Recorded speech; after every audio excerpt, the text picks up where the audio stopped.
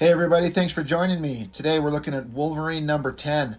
This book stuck out in my brain for the longest time when it first came out because Wolverine was kind of a newish character to me at the time.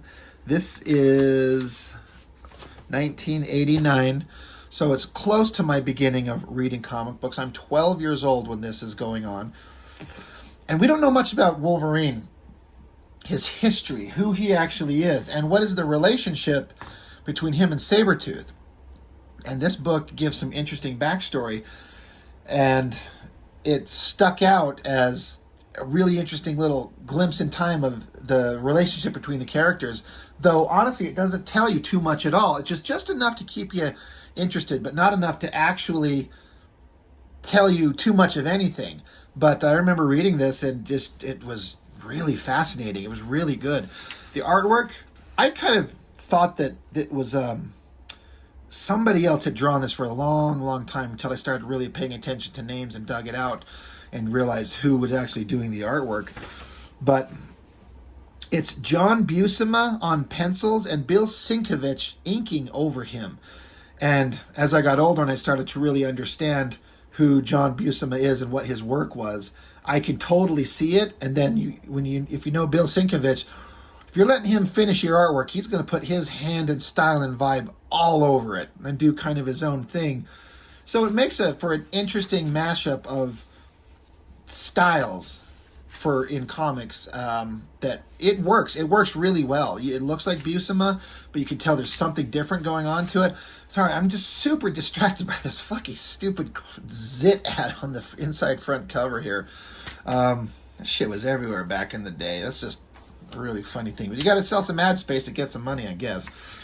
Anyway, the basic story is the premise is that we're flashing between two different times, like modern time, where Wolverine's in modern day at the time, and to something that happened to him way in the past. And honestly, the stuff that goes on in the past was the most interesting stuff. But you're at a bar here, and a big fight going on inside the bar. And of course, Wolverine's there. If you know anything about the character, he doesn't seem to do this shit much anymore, but in Madripoor is this city, a fictional city. Most Marvel Comics is set in like real world, New York type stuff, where DC Comics, every superhero has their own fictional city. Batman's in Gotham and is in Metropolis, but Marvel Comics is set in a real world, real world cities, except there's this one, Madripoor they call it, and this is the low town they call it, the seedy, scummy part of it. And Wolverine likes to go there in disguise. He wears this patch over his eye, literally just calls himself Patch, and that's who everyone knows him as. They don't know he's Wolverine of the X-Men, famous mutant superhero. He's just a guy that exists in this low part of town. So he could go drink beer and whiskey and smoke and fight and just kind of indulge his more base instincts that, the X-Men were not going to be interested in taking part on. So he can kind of go, indulge his animal kind of side. And so he's remembering, I think it's an anniversary of a sad memory for him. So he's sitting here thinking, and he flashes back because I believe it says now, but here it's then. So this is the past. And you can tell by the artwork or the setting that this is quite a long time ago. It doesn't give a year, and that's the thing. It's all kind of vague, but several decades, if not a century previous, hard to say. But you get Wolverine, Logan, it's Silver Fox, and she's dead. Now, if you know the character, this is a Native American woman that he had a relationship with, he was in love with, and she's dead. And this is Sabertooth, and he's saying this is some fucked up shit. He's saying that she's dead. And he's like, happens, boys, especially to squaws uppity enough to say no. So, implied rape and murder. So that's pretty fucked up. And so, Sabertooth, you killed her. And he's just beside himself. He's freaking out. And, he's warning him off. Sabertooth is saying, I should warn you, boy, these others cross them and you trade punches till somebody drops. And that's usually the end of it. To me, that ain't fighting. That's play. And I don't play. So he's warning him, like, don't start some shit. You can't stop. And this girl's telling him, stay back. He isn't fooling around.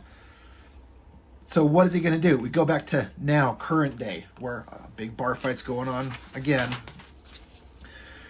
They kind of interrupt him, and so he's kind of pissed off, and he just literally throws a guy across the counter because he's awesome. Stops another guy in his tracks because, Wolverine's strong and awesome. And, stops him from fighting, and alarm goes off, and he's got some places to go. He's got to get out of there, so he takes off. I like this shot here, how this shadow cuts across, and he's in the shadow, just a little bit of highlight. That's a really neat drawing, very atmospheric and moody. Really cool. Speaking of atmospheric and moody, for as limited as the art could be done on old newsprint with a very limited color palette, like, look at the way that, and this must be the inker doing this, he interpreted the pencils of John Buscema, but it's this very chalky looking kind of way of showing some cities in the distance, like cloud and mood and atmospheric shit going on. It's a really interesting way of doing that. I'd love to see the original artwork on that. I bet that looks really neat. But, there's the scummy city that Wolverine's in. He's crawling across the roofs. He's got to go do some stuff. Going back to the old time, then Wolverine decides to pounce on him. He goes for it, and this is some angry energy and madness going on there. Like, really good fight scene. Wolverine's had enough of it. He's going for it. Pummeling him, like, beats the shit out of him, so you think, but boom, Sabertooth just tosses him away like he's nothing. But I like this, like, psychotic madman look in his eye. And Sabertooth's like, this isn't, basically, like, Wolverine just made Sabertooth day. Like, you want to fight? Great. He just kind of bitch slaps him like he's nothing to him. Back to modern day, he's still sneaking around trying to do his thing. Runs across a lady that's about to get involved in a mugging. Now, this page and the next page is really interesting to me because if you watch my videos and you happen to see the one I did where I was kind of celebrating my 100 subscriber milestone, that was about 2 weeks ago, I showed off the very first comic I ever drew on my own. And there's this whole several panels and scenes of a mugging going on that I just straight up ripped off these panels here and several from the next page. It's really funny how much I just directly ripped them off. But when you're young and you're starting out, you don't know how to draw. You want to tell a story and you have to learn, so you just rip off art from other panels or other comics and stuff like that. So that's what I did, especially these two directly. Just randomly, I love this hand. It is so well drawn. I like the coloring, that one kind of color on it. It puts it like in the foreground, separate from that scene. Really neat looking. So yeah, I ripped off these two panels there. Completely ripped off that, and that. Like almost line for line. It's kind of funny. I should have had those pages out here and shown them, but I've already got a video on it, so it's fine. Anyway, Wolverine stops a mugging, whatever, helps out the lady and the guy she's with, because he's her hero. He's a good guy.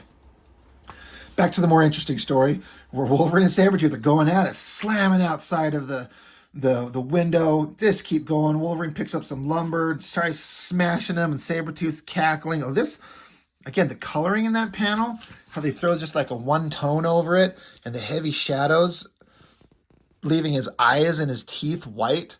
What a great visual choice. That looks really neat. Takes the lumber from Wolverine, beats him with it, and he's now under a pile of rubble.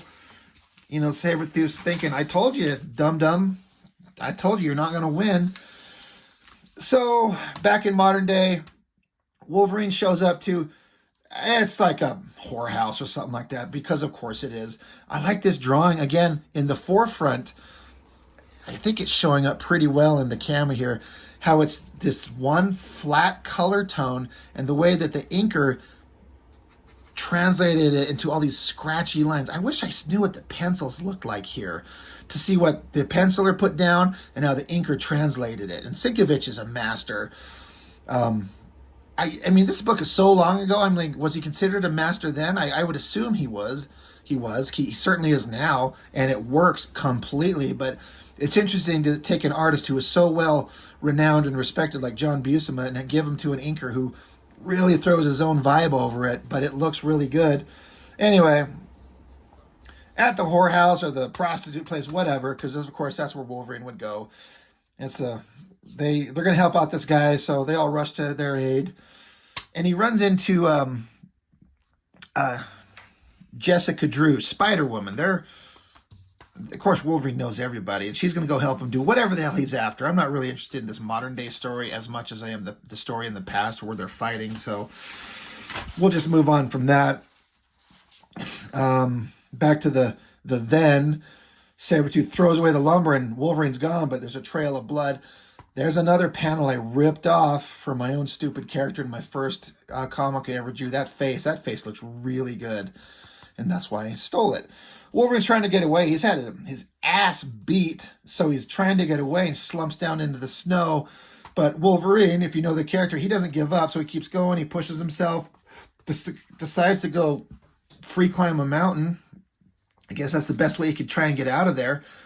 Back to modern day, more stuff's going on. We're not worried about that. We'll just keep moving on. Blah, blah, blah, blah, blah, blah. Back to then.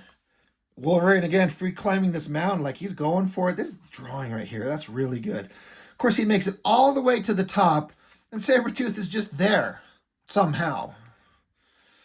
Doesn't really matter how. It's really ominous. It's a great angle of like his legs standing up front. He's looking down at him like, you're gonna, he's huffing and heaving and panting because he's tired from climbing. He's like, you sound like a dog, boy. You want to die like one on your belly or on your feet like a man? Pushing his buttons, punching that man card. Modern story again, whatever.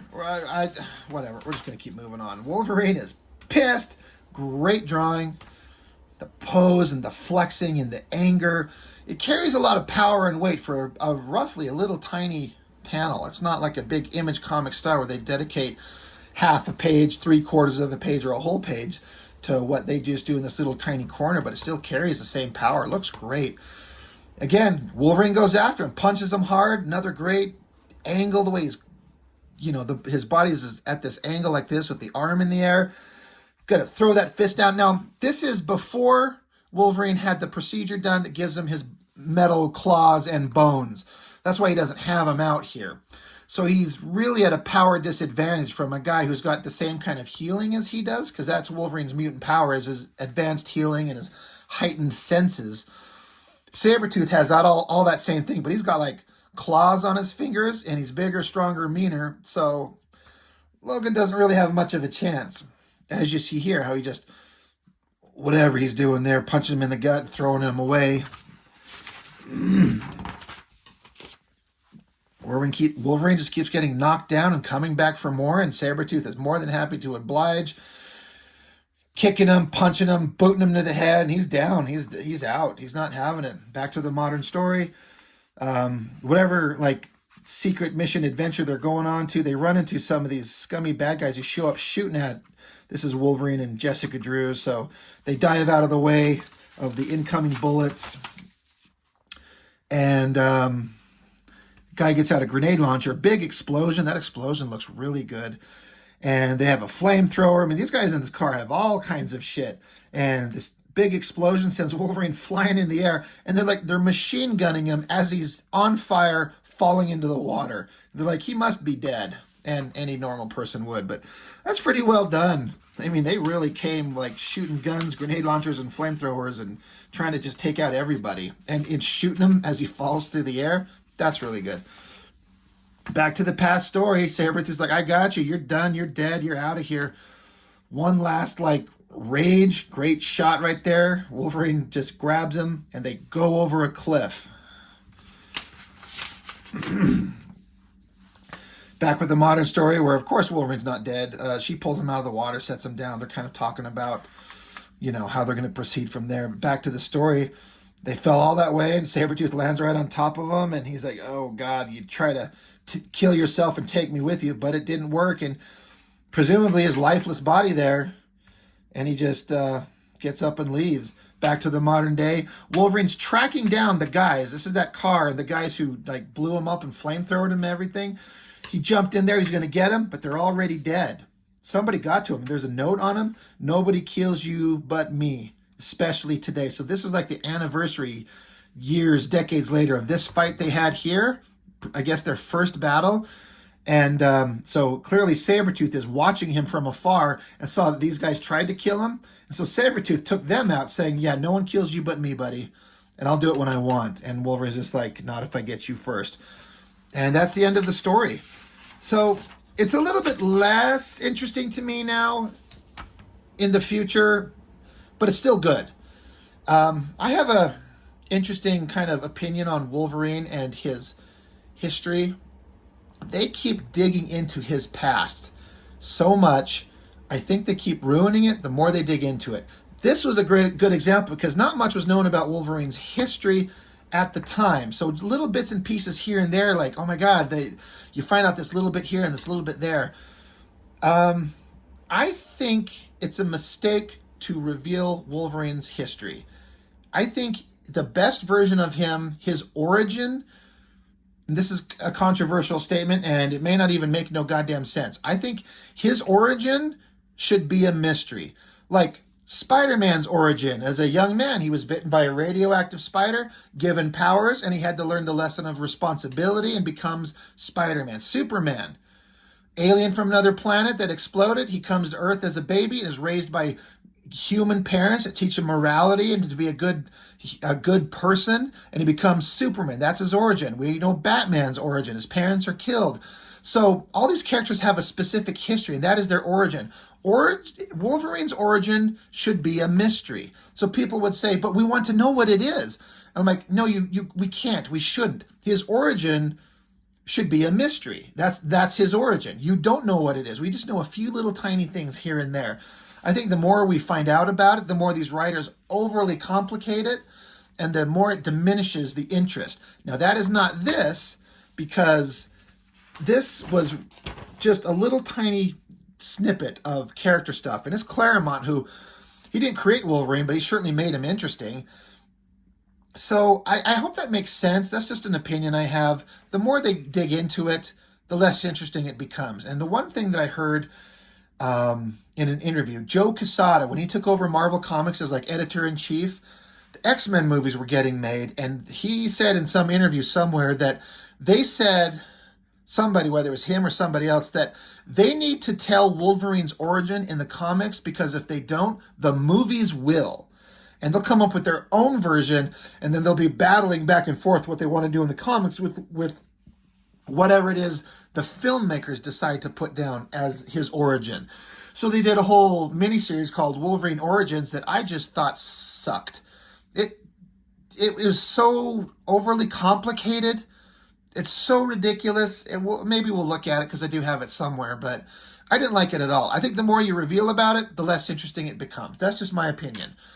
Before I forget, this back cover, that is one creepy, scary-looking Wolverine, and I fucking love it.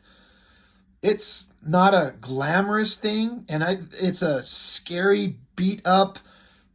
You'd think that would be a villain, right? And I think that's great. That's Wolverine riding that line of hero and villain. I remember I got a Wolverine poster book, and this was in it, and I had this pulled out and hanging on my walls for a long time.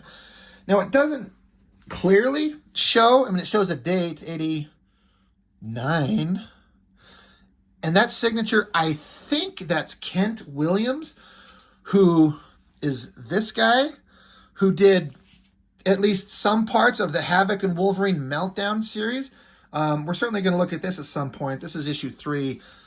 I can't remember if I have the others, but this was a really adult, violent book. You'll see Wolverine stab a guy through the head with his claws. That's shit you wouldn't see in regular comics. But Kent Williams, I believe that's who this is.